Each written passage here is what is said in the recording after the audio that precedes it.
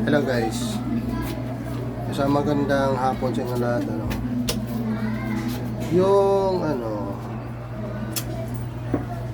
Yung comment tungkol doon sa mga sa status ng PBA ngayon. Kasi ganito kasi yan, kung bakit walang masyadong nanood sa Philippine Basketball League. Kasi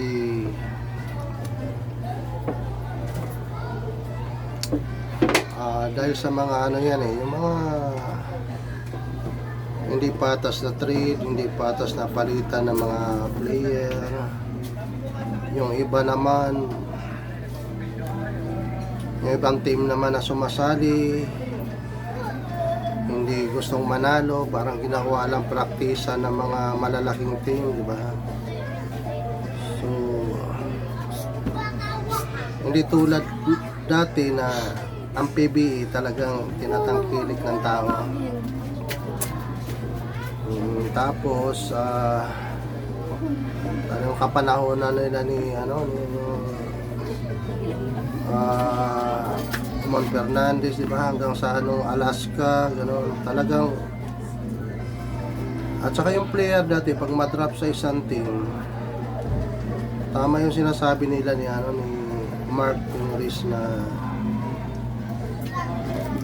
ang isang player pag madrop sa isang team dapat tumatagal na mga 6 na taon.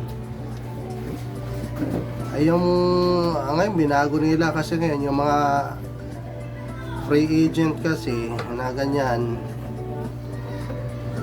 may karapatan ang player kung saan siya gustong pumunta. Pangit yung ganyan.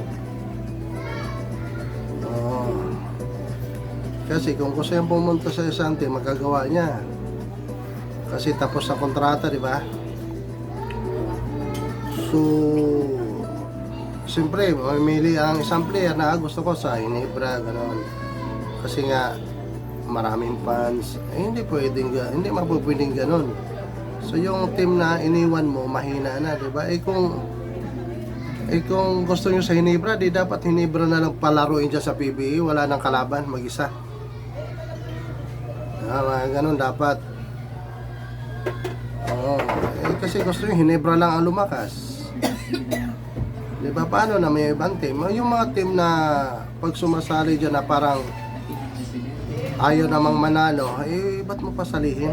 Walang ambisyon mag-champion, huwag mo nang pasalihin dyan. Ganun dapat. Kasi lumalabas kasi farm team, ginagawa ka lang praktisa nila. Kasi para bang ang nangyayari kasi sa PBA ngayon, parang MVP versus SMC na ang nangyayari. Dapat hindi PBA ang tawag dyan, diba? So marami pa tayong pag-usapan, pero sa susunod itutuloy na lang natin ito, ha.